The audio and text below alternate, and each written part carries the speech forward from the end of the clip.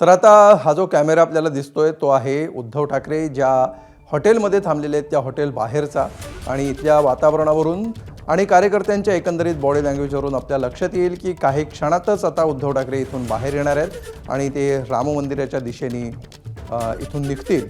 त्यामुळे त्यांच्या सुरक्षा व्यवस्थेच्या हालचाली देखील आपल्याला दिसत आहेत। पोलिसांचा देखील मोठा बंदोबस्त तैनात करण्यात आलेला आहे आणि आता उद्धव ठाकरे त्यांच्या सोबत असलेल्या सर्व नेत्यांसह आणि त्यांच्या ताफ्यासह आता राम मंदिराकडे प्रस्थान ठेवणार आहेत। त्या ठिकाणी ते आरती करतील। त्यानंतर या आरतीपूर्वी तिथे मंदिराच्या परिसरामध्ये असणाऱ्या व्यासपीठावरून ते अगोदर उपस्थितांना संबोधित करतील आणि त्यानंतर सभा आरतीनंतर एक सभा देखील होणार आहे। त्या सभेकडे देखील लक्ष असणार आहे। मात्र या क्षणाची ही ताजी दृश्य आपण बघतो आहोत। थेट प्रसारण आहे नागपूरमधल्या रेडिसन हॉटेलच्या बाहेरून। या ठिकाणी उद्धव ठाकरे आता हॉटेलमधून बाहेर पडत आहेत आणि रामरक्षा आंदोलनाच्या दिशेने आता ते निघत आहेत। राजू सोनवणे सध्या आपल्या सोबत आहे। राजू, उद्धव ठाकरे बाहेर पडून आता गाडीतून या रामरक्षा आंदोलनाच्या दिशेने आता निघताना दिसत आहेत। काय नेमकं घडतंय या क्षणी?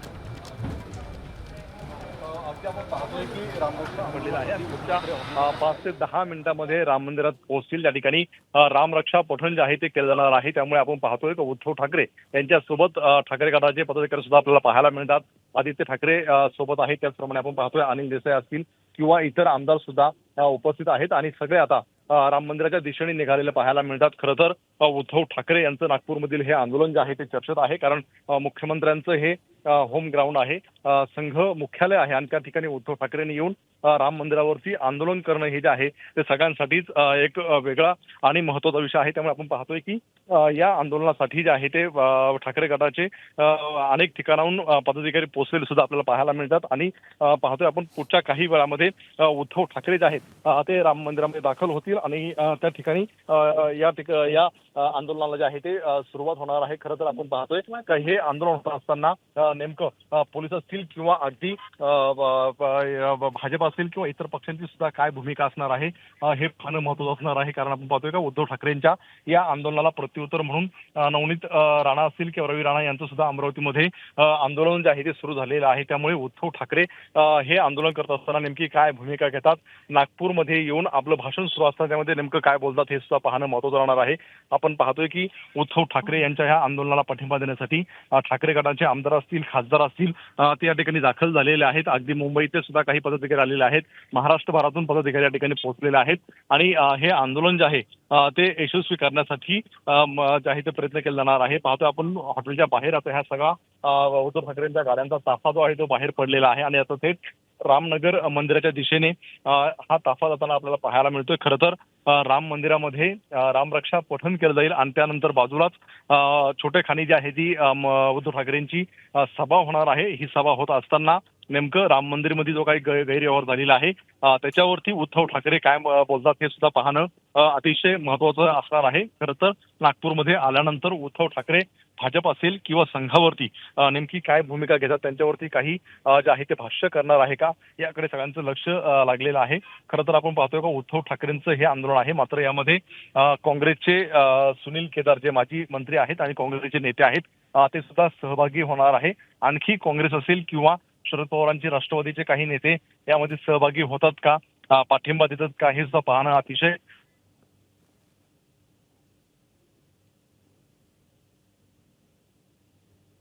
तर नागपूरमधली ही थेट दृश्य सध्या आपण बघतो आहोत। उद्धव ठाकरे आता कार्यक्रमाच्या ठिकाणी रवाना झालेले आहेत। पुढच्या काही मिनिटांमध्येच ते या कार्यक्रमाच्या ठिकाणी पोहोचतील। सध्या या दृश्यांवरून आपल्याला कल्पना येईल की नागपूरमध्ये आज पावसाने देखील हजेरी लावलेली आहे आणि उद्धव ठाकरे काही तासांपूर्वी जेव्हा नागपूरमध्ये दाखल झाले होते तेव्हापासूनच रिमझिम पाऊस नागपूरमध्ये सुरू झाला आहे।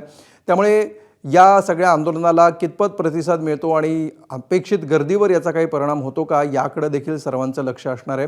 मात्र हा शुभसंकेत असल्याची प्रतिक्रिया ठाकरेंच्या शिवसेनेच्या नेत्यांकडून देण्यात आलेली होती आणि वरुण राजानं दिलेला हा कौल आहे, हा एक आशीर्वाद आहे, अशी प्रतिक्रिया ठाकरेंचे पदाधिकारी देताना आपण बघितलं। त्यामुळे या पावसाचा देखील सध्या एक परिणाम या सगळ्या आंदोलनावर कशा प्रकारे होतो हे बघणं देखील महत्त्वाचं आहे। सध्या अजूनही जी ताजी आणि थेट दृश्य लाईव्ह दृश्य आपण बघतोय त्यानुसार भुरभुर पाऊस सध्या नागपूरमध्ये सुरू असल्याचं दिसतं आहे। उद्धव ठाकरे त्यांच्या आंदोलनाच्या ठिकाणी आता रवाना झालेत आणि थोड्याच वेळात आता रामरक्षा पठणाला सुरुवात होणार आहे।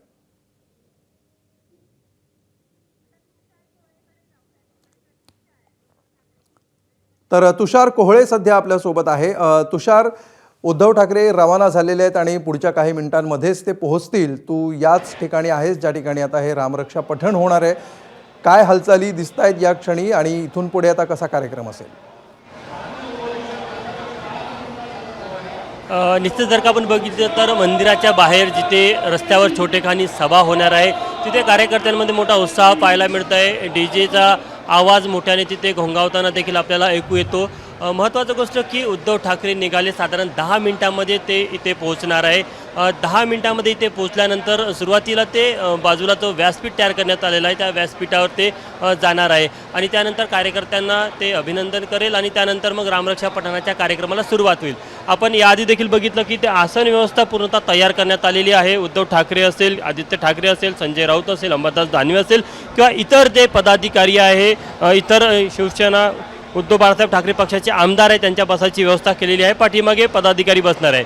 मात्र महत्त्वाचा विषय हा आहे की नागपूरचं जे रामनगरचं राम मंदिर आहे हे निवडण्यापाठीमागे उद्धव ठाकरे व त्यांच्या पक्षाचा जो उद्देश होता की मुख्यमंत्री देवेंद्र फडणवीस यांच्या अगदी घराच्या काही मीटर अंतरावर हे मंदिर आहे. सोबतच देवेंद्र फडणवीस या मंदिराचे आजीवन सदस्य आहे. त्यामुळे मुद्दाम हे निवडलं गेलं असं बोललं जात आहे. त्यामुळे जेव्हा मुख्यमंत्री नागपूरमध्ये होते एका कार्यक्रमानिमित्त तेव्हा त्यांना विचारलं की आज उभाटाकडनं रामरक्षा पठण कार्यक्रम ठेवला आहे त्याबद्दल तुमची काय प्रतिक्रिया आहे. तेव्हा उद्धव ठाकरे च्या या कार्यक्रमाबद्दल मुख्यमंत्र्यांनी कोणतीही वाच्यता केली नाही किंवा कोणती प्रतिक्रिया दिलेली नाही. कारण की त्यांना माहीत होतं की उद्धव ठाकरे काय बोलणार आणि ते बोलल्यानंतर त्यांना आपली भूमिका स्पष्ट करायची आहे. इतकंच नाही तर भाजपच्या शहर कार्यकारिणीत देखील अत्यंत सावध भूमिका घेतलेली आहे या संपूर्ण आंदोलनाला घेऊन. सुरुवातीला असं वाटत होतं की विरोध होईल, मात्र तसं दिसलं नाही. ट्रस्टच्या वतीने देखील तशा प्रकारे विरोध केला गेला नाही आणि भाजपकडनं देखील तशा प्रकारे विरोध झाला नाही. कारण की भाजपला या गोष्टीची कल्पना होती का रामरक्षा पठणासाठी जर का विरोध केला तर त्याचा एक चुकीचा संदेश जाईल. त्यामुळे भाजपने आधीच आपली भूमिका स्पष्ट केली होती की ज्यांना रामरक्षा पठणामध्ये जायचं असेल ते जाऊ शकतात, ज्यांना रामरक्षा पठण करायचं असेल ते करू शकता. मात्र उद्धव ठाकरे यांच्या या भूमिकेला, त्यांनी निवडलेल्या स्थळाला घेऊन मात्र त्यांच्या नेत्यांनी वारंवार टीका केली की कुठेतरी उद्धव ठाकरे यांचं हे ढोंग हिंदुत्व आहे. त्यांना 2019मध्ये हिंदुत्वाचा विसर पडला, ते काँग्रेसच्या सोबत गेले. त्यामुळे अशा वेगवेगळ्या स्तरावर त्यांच्यावर टीका केली गेली. मात्र त्या टीकेला आता उद्धव ठाकरे काय उत्तर देतात हे बघणं महत्त्वाचं राहणार आहे. कारण की आपण बघितलं की संजय राऊत हे 4 दिवस आधी नागपूरला आलेले होते. खरं तर आज 18 तारखेला कार्यक्रम असताना संजय राऊत हे जवळपास 14 तारखेलाच नागपूरमध्ये दाखल झाले होते. त्यांनी नागपूर शहरामध्ये वेगवेगळ्या पदाधिकाऱ्यांसोबत चर्चा केली. ग्रामीण भागामध्ये ते फिरले. सोबतच अंबादास दानवे हे देखील पूर्व विदर्भातील वेगवेगळ्या जिल्ह्यामध्ये भंडारा असेल, गोंदिया, चंद्रपूर, गडचिरोली या जिल्ह्यामध्ये जाऊन आले आणि कुठेतरी एक कानोसा घेण्याचा प्रयत्न केला की नेमकं विदर्भामध्ये काय सुरू आहे, विदर्भाचा विकासाचे जे दावे केले जातात त्यांची काय वस्तुस्थिती आहे. आणि त्यानंतर मग कदाचित काही राजकीय भाष्य जर करायचं असेल तर उद्धव ठाकरेंना तो एक संदर्भ असू शकतो की संजय राऊत असेल किंवा अंबादास दानवे यांच्याकडे त्यांनी मागच्या 4 दिवसात काय माहिती घेतली, जे विकासाचे दावे केले जातात राज्य सरकारकडनं, ज्या वेगवेगळ्या योजनांसंदर्भात उदो त्याचा योजनांचा केला जातो त्याची वस्तुस्थिती काय, या संदर्भात देखील निश्चित आज उद्धव ठाकरेकडनं काही भाष्य होण्याची शक्यता आहे. मात्र सर्वांचं लक्ष आहे की अयोध्येच्या राम मंदिरामध्ये जी दानचोरीचा प्रकार पुढे आला आणि त्यानंतर मग संघ परिवार असेल किंवा भाजप असेल यांची जी भूमिका राहिली त्यावर उद्धव ठाकरे काय बोलतात हे बघणं महत्त्वाचं का राहणार आहे, विशेष करून संघ परिवारावर. कारण की उद्धव बाळासाहेब ठाकरे यांच्या पक्षाच्या वतीनं सरसंघचालक मोहन भागवत असेल किंवा मुख्यमंत्री देवेंद्र फडणवीस असेल यांना निमंत्रण देण्यात आलेलं होतं. खरं तर ते निमंत्रण प्रतिकात्मक होतं. संजय राऊत यांना देखील त्याची कल्पना होती की आपण निमंत्रण दिलं तरी ते येणार नाही. मात्र एक संदेश देण्याचा प्रयत्न होता. कुठेतरी अयोध्येमध्ये जे दान चोरी झाली त्याचा ते प्रतिकात्मक निषेध या आंदोलनाच्या माध्यमातून जो करायचा होता तो निषेध नोंदवण्यासाठी कुठेतरी एक प्रकारे या संपूर्ण आंदोलनाचं आयोजन नागपूरच्या राम मंदिरामध्ये करण्यात आलेलं होतं. त्यामुळे मग या आंदोलनाकडे सर्वांचं लक्ष आहे. खरं तर सुरुवातीला असं वाटत होतं की भाजपचे शहर पदाधिकारी किंवा भाजपचे स्थानिक आमदार या संपूर्ण आंदोलनाला घेऊन विरोध करेल. आज महानगरपालिकेच्या काही कर्मचाऱ्यांनी उद्धव बाळासाहेब ठाकरे यांच्या पक्षाने लावलेले होर्डिंग काढण्याचा प्रयत्न केला. खरं तर नागपूरमध्ये अवैध होर्डिंगवर वारंवार महानगरपालिकेकडनं कारवाई होते आणि आज देखील काही भागामध्ये तशी झाली. मात्र कुठेतरी आमच्या आंदोलनाचे होर्डिंग मुद्दाम काढले जाते असा बाऊ संजय राऊत यांच्या कार्यकर्त्यांनी किंवा त्यांच्यासोबत असणाऱ्या काही पदाधिकाऱ्यांनी केला होता. मात्र नंतर ते होर्डिंग तिथे परत लावण्यात आले. थोड्याफार वादाच्या वेगवेगळ्या किनार मागच्या 2-4 दिवसामध्ये आपल्याला इथे पाहायला मिळाल्या. मात्र जेव्हा उद्धव ठाकरे आता इथे जेव्हा सभास्थळी येईल आणि त्यानंतर पहिले रामरक्षा पठण होणार आहे, रामरक्षा पठण झाल्यानंतर ते कार्यकर्त्यांना काय संबोधतात हे बघणं महत्त्वाचं राहणार आहे. खरं तर उद्धव ठाकरेंच्या रामरक्षा पठणावरनं देखील भाजप नेत्यांनी टीका केलेली होती की उद्धव ठाकरे यांना रामरक्षा पठण मुखपाठ नाही.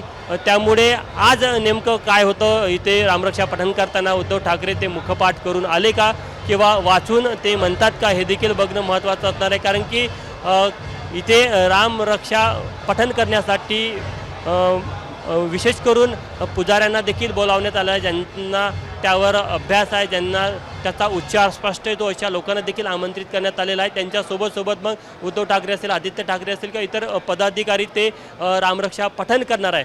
मात्र ज्या गोष्टीला घेऊन भाजपच्या नेत्यांनी उद्धव ठाकरे यांच्यावर टीका केली होती की उद्धव ठाकरेंना रामरक्षा पठण येत नाही, आज नेमकं काय होतं हे देखील आपल्याला दृश्यामध्ये बघावं लागेल की उद्धव ठाकरे रामरक्षा पठण कशा प्रकारे करते.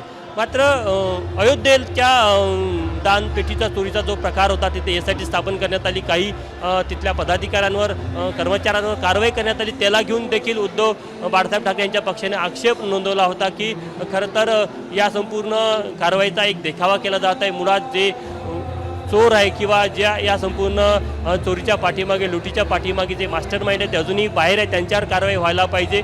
अशा प्रकारची मागणी ही संजय राऊत यांनी केलेली आहे. उद्धव ठाकरेंनी देखील तशा प्रकारची मागणी केलेली होती.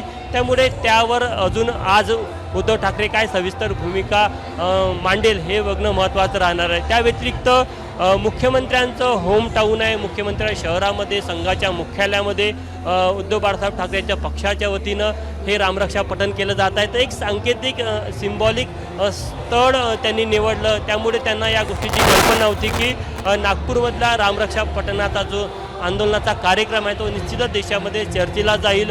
या माध्यमातून त्यांना संघ परिवारावर टीका करण्याची एक संधी मिळेल. संघ परिवाराने अयोध्येमधील राम मंदिरामध्ये झालेल्या चोरी संदर्भातही मवाळ भूमिका घेतली, त्या संदर्भात देखील त्यांना टीका करण्याची संधी मिळेल. त्यामुळे त्यांनी मुंबईनंतर थेट नागपूर हे स्थळ निवडलं. त्यामुळे निश्चितच थोड्या वेळामध्ये उद्धव ठाकरे हे सभास्थळी पोहोचेल. सुरुवातीला इथे आपण बघू शकतो की काही महिला पदाधिकारी आपल्याला पाहायला मिळत आहे, ज्या उद्धव ठाकरे यांची आरती ओवाळणी करण्यासाठी इथे उभे आहे. सोबतच बाहेर जर का बघितलं तर बाहेर आपल्याला पाहायला मिळते की मोठ्या प्रमाणामध्ये इथे कार्यकर्त्यांचा उत्साह पाहायला मिळत आहे. एक निश्चितच सकारात्मक चित्र पाहायला मिळत आहे की रामरक्षा पठणासाठी नागपूरसह पूर्व विदर्भातल्या काही जिल्ह्यातली पदाधिकारी इथे आलेले आहे आणि ते सगळे आता उद्धव ठाकरे यांच्या आतुरतेने वाट पाहत आहे. मात्र उद्धव ठाकरे यांचा जो नियोजित दौरा होता तो दौरा खूप आधी ठरलेला होता, त्याला घेऊन खूप चर्चा देखील झाल्या होत्या. मात्र मंदिर प्रशासनाने उद्धव ठाकरेच्या रामरक्षा पठणाला कुठलाही विरोध केला नाही. त्यांनी आपली भूमिका अगदी स्पष्ट केली होती की मंदिरामध्ये त्यांना रामरक्षा पठण करायचं असेल तर हे रामाचं मंदिर आहे, त्यामुळे ते येऊ शकतात, तिथे रामरक्षा पठण करू शकतात. आम्ही देखील त्यांचं स्वागत करू. आज जेव्हा उद्धव ठाकरे इथे येणार आहे तेव्हा मंदिर प्रशासनाकडनं देखील त्यांचं स्वागत होणार, त्यांचा सत्कार केला जाणार आहे आणि त्यानंतर रामरक्षा पठण होणार आहे. मात्र मंदिराच्या आतमध्ये कुठेही राजकारण होणार नाही, मंदिराच्या आतमध्ये कुठेही भाषण होणार नाही किंवा कुठलीही राजकीय घोषणा होणार नाही. त्यामुळे अशा प्रकारची अटी शर्ती मंदिर प्रशासनाने लावून दिलेल्या आहेत. त्यामुळे आज उद्धव ठाकरे मंदिराच्या आतमध्ये नाही मात्र अगदी मंदिराच्या बाहेर जे व्यासपीठ आहे त्या व्यासपीठावरनं काय बोलतात याकडे सर्वांचं लक्ष असणार आहे. यामध्ये आणखी एक महत्त्वाचा विषय की आधीच म्हणजे काल रात्री उशिरा मंदिर प्रशासनानं संजय राऊत त्यांना एक पत्र लिहिलं होतं आणि त्या पत्रामध्ये त्यांनी मान्य केलेल्या अटी शर्तीची आठवण करून देण्यात आलेली होती आणि त्यांना हे देखील म्हटलं होतं की अटी शर्तीचा कुठेही भंग केला जाणार नाही याची तुम्ही काळजी घ्या, कारण की जोशामध्ये कार्यकर्ते अटी शर्तीचं नियमाचं उल्लंघन करतात. इतकंच नाही तर पोलीस प्रशासन देखील या संपूर्ण कार्यक्रमावर लक्ष ठेवून आहे. त्यांनी देखील सांगितलं की अटी शर्तीच्या आधारावर उद्धव बाळासाहेब ठाकरे यांच्या पक्षाला इथे आंदोलन करायची पूर्णतः त्यांचा तो संविधानिक अधिकार आहे, त्यामुळे त्याचा विरोध नाही. मात्र त्यांच्या वक्तव्यामुळे निश्चितपणे तुषार, अनेक कंगोरे या सगळ्या आंदोलनाला खरं तर आहेत. तू आमच्याबरोबर असाच जोडलेला राहा. उद्धव ठाकरे या ठिकाणी थोड्याच वेळात पोहोचतायत.